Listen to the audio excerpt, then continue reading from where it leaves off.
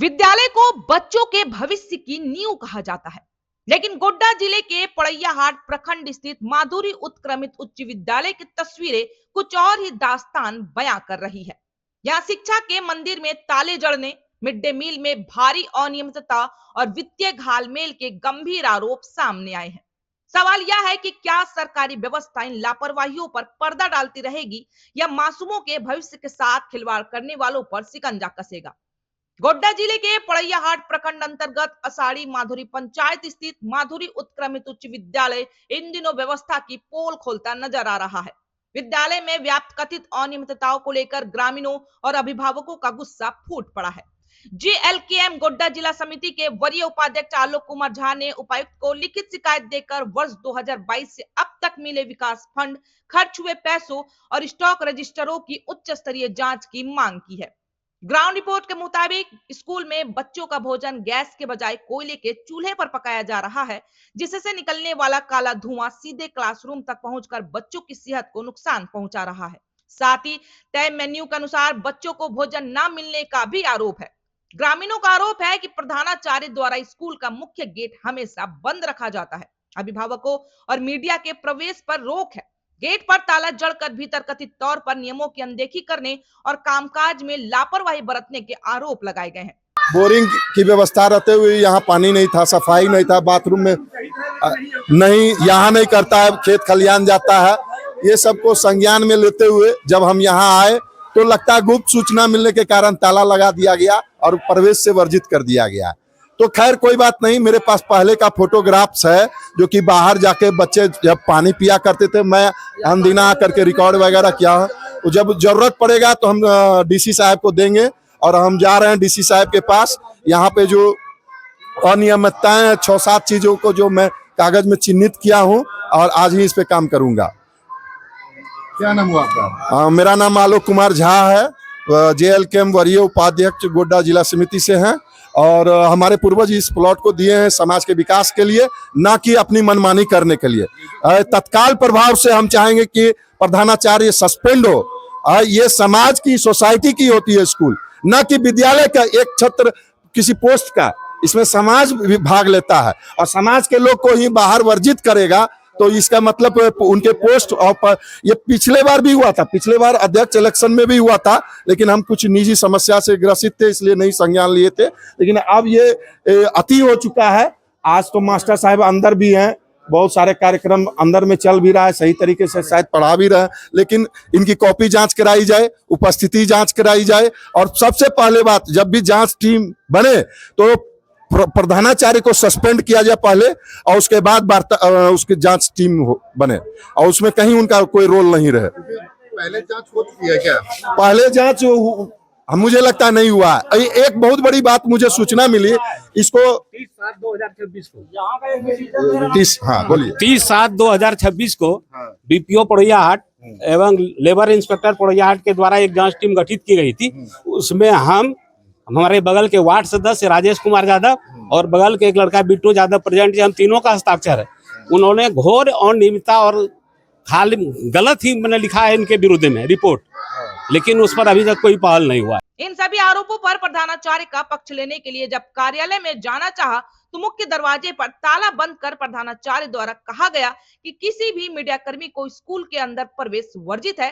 प्रधानाचार्य द्वारा इस रोक के पीछे उपायुक्त के निर्देश का हवाला दिया गया, जिसकी अब तक कोई आधिकारिक पुष्टि नहीं हो पाई है। क्योंकि डीसी साहब का सख्त आदेश है कि स्कूल अगर अब कोई पत्रकार घुसता है, न्यूज चैनल वाला घुसता है तो उसका कुछ सटीक होना चाहिए कि हम परमिशन की, हाँ हम स्कूल आज फलना दिन इंस्पेक्शन में जा रहे हैं। जी, शिकायतकर्ता ने जिला प्रशासन से जिन बिंदुओं पर तत्काल जांच की मांग की है वे बेहद अहम है, जिसमें cashbook, bank record, bill voucher और स्टॉक रजिस्टर का भौतिक सत्यापन, विद्यालय की नाली, पेयजल, शौचालय और साफ सफाई व्यवस्था की जमीनी हकीकत का जायजा, कागजों पर दर्ज छात्रों की संख्या और स्कूल में वास्तविक उपस्थिति का मिलान करने की भी मांग की गई है। उत्क्रमित उच्च विद्यालय साड़ी माधुरी है। अनियमितता तो यहाँ बहुत ज्यादा है, पढ़ाई लिखाई होता नहीं है। हम एक टीचर हैं, हम प्राइवेट ट्यूशन पढ़ाते हैं। हम परेशान हो गए लोग को कह के, एको चैप्टर गणित तनित कुछ नहीं बताता है, बहुत परेशानी है। हम लोग सोचते हैं कि बच्चा को बहुत सरकार खर्च करती है, तो मेरे गांव का बच्चा का कुछ भविष्य उज्जवल हो, लेकिन इन लोग को कहने के बाद भी लोग नहीं सुनता है। तो हम लोग कानून को तो हाथ में ले नहीं सकते हैं, हम लोग नियम सम्मत आगे बढ़ेंगे। तो प्रयास कर रहे हैं, बहुत दिन से प्रयास कर रहे हैं, लेकिन हम लोगों को सफलता नहीं मिल रही है।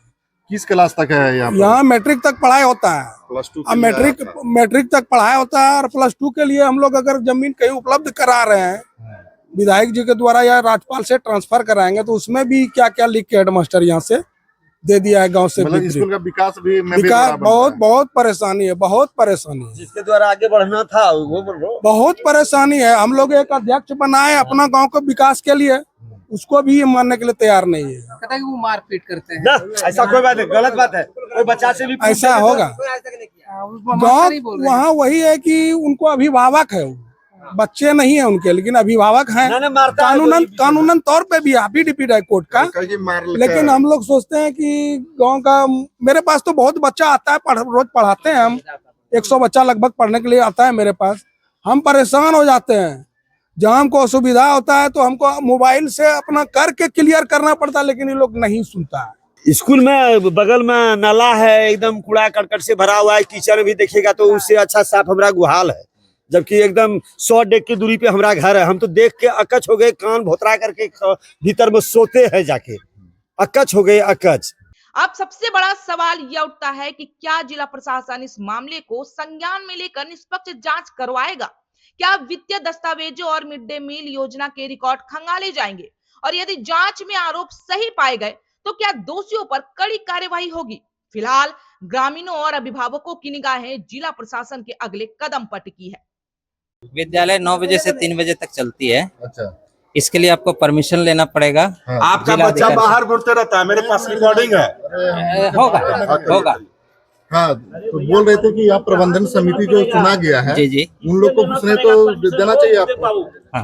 हाँ, तो क्यों नहीं घुसने देना? जो प्रबंधन समिति है उसकी अनुमोदन नहीं हो पाई अभी तक। मतलब उसको जो है विद्यालय कक्ष में घुसने का कोई, आप जब तक उनका अनुमोदन नहीं हो जाता है, कौन करेगा अनुमोदन? जिला के अधिकारी करेंगे। बाहर बच्चा नहीं दिखेगा। एक मिनट, उसके बाद इधर सुनिए ना। हाँ। उसके बाद यहाँ जो ग्रामीण जिसका बच्चा यहाँ पर पढ़ते हैं, क्या उनको यहाँ पर घुसने का परमिशन नहीं है? वो करवा रहे हैं या काम करवा रहे हैं, तो ये तो ग्रामीण का अधिकार है ना देखना। जी तो वो आते हैं। मतलब डर क्यों रहे हैं आप लोग, मतलब ग्रामीण से? क्योंकि इतने अब आदमी है, हो सकता है कि आप हमारे साथ मारपीट करेंगे या तो फिर। नाम बताइए ना, कितना मारपीट किया आपके ऊपर? आप गलत बात क्यों बोल रहे हैं? आपको अगर मारा है तो अभी सब के नाम बोलिए, कितना मारा है आपको? कौन मारा, नाम बताओ। कौन मारा है बोलिए। अखा मखा किसी को गांव में बदनाम करते हैं। सच्चा बात बोलिए जो सही है।